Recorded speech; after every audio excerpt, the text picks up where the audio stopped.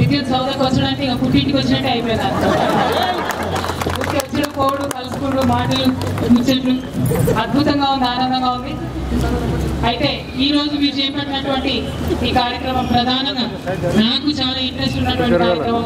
ప్రధానంగా తెలంగాణకు సంబంధించినటువంటి చరిత్రను మనం కాపాడుకోవాలి, మన ముందు తరాల వాళ్లకు అందించాలన్నటువంటి ఉద్దేశంతో జాగృతి రకరకాల కార్యక్రమాలు చేస్తా వచ్చింది ఇన్ని రోజులు. అందులో భాగంగా ఇప్పుడు మొన్న మీరు కూడా చూసిన అందరూ మిలియన్ మార్చ్కి వెళ్ళినాం. ఇంతకుముందు నాగమని చెప్పినట్టు అసలు అక్కడికి చేరుకున్న 10,000 మంది కూడా అన్ని చెంపదపల్లి డీజీపీ గారిని కొట్టినట్టు. మరి ఆయనకి ఎందుకు అర్థం కాలేదో నాకైతే అర్థమవుతలేదు. ఇంకా కూడా ప్రభుత్వమే గెలిచింది, మేము ఓన్లీ 10% మందిని అక్కడికి పంపించగలిగామని చెప్పి ముఖ్యమంత్రి గారు చెప్పడం నిజంగా విచారకరం. అక్కడికి అందరికన్నా పెద్ద సంఖ్యలో చాలా పెద్ద ఎత్తున మహిళలు కూడా చేరుకున్నారు. నిచ్చెనలు వేసుకొని ట్యాంక్ బండ్ మీద ఎక్కిరు. చాలా మంది బ్యారికేడ్లను తోసుకుంటూ రావడం జరిగింది.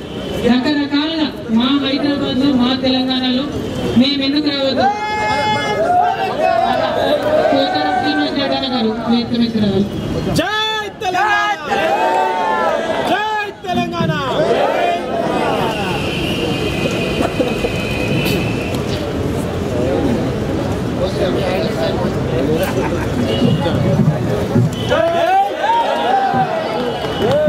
హైదరాబాద్ నడిగడ్డ మీద మా ట్యాంక్ బండ్ మీద మాకు ఎందుకు అనుమతి ఉండదని చెప్పి కసితోని, పంతంతోని, పట్టుదలతో మనం అక్కడికి చేరుకోవడం జరిగింది. మరి అక్కడికి చేరుకునే వరకు కోదండం సార్ని అరెస్ట్ చేసిరు, గదరన్నని అరెస్ట్ చేసిరు, జేఏసీలో ఉన్న నాయకులందరిని అరెస్ట్ చేసిరు. అక్కడికి అందరం చేరుకున్న వాళ్ళందరం కూడా అత్యంత పట్టుదలతో, కసితో అడిగి చేరుకున్నాం.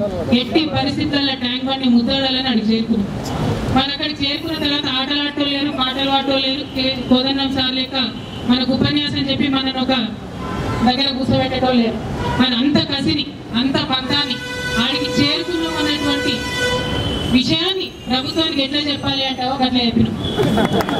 అంతేకాదు మనం వాడికి ఏరుకున్నాం అన్నటువంటి విషయం వాళ్ళకి తెలియాలి కాబట్టి అట్లా చెప్పడం జరిగింది.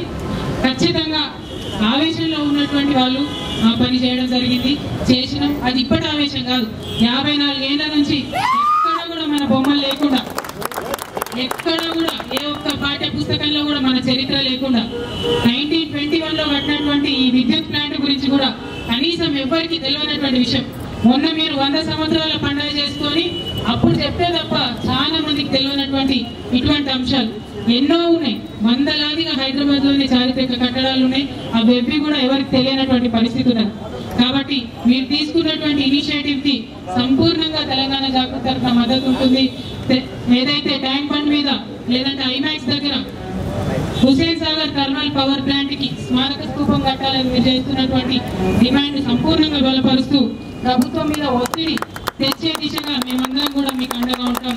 అంతే పంతంతో ముందుకెళ్ళి తెలంగాణ రాష్ట్రాన్ని కూడా సాధించుకుందాం. జై తెలంగాణ, జై తెలంగాణ.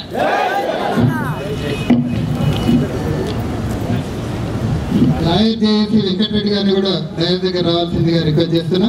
జై తెలంగాణ, జై తెలంగాణ. ప్రోగ్రామ్ కు కవిత గారు వెళ్తున్నారు.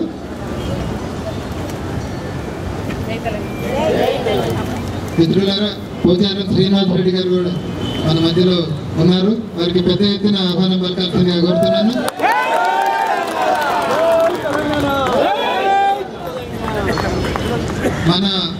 మొన్న దాదాపు 58 మందిని అరెస్ట్ చేస్తే అందులో ఒక విద్యుత్ ఉద్యోగి శంకర్ అని ఒక విద్యుత్ ఉద్యోగిని కూడా అక్రమంగా అరెస్ట్ చేసి ఎక్కడో రోడ్డు పక్కన నడుచుకుంటూ వస్తుంటే అక్రమంగా అరెస్ట్ చేసి కేసులు పెట్టారు. ఆయనతో పాటు అనేక మంది అడ్వకేట్లు వాళ్ళు అందరినీ కలిపి ఇప్పుడు అక్రమంగా కేసులు బనాయించారు. దీనికి వ్యతిరేకంగా ఈరోజు రాష్ట్ర వ్యాప్తంగా పెద్ద ఎత్తున ధర్నాలు జరుగుతున్నాయి. కాబట్టి మనము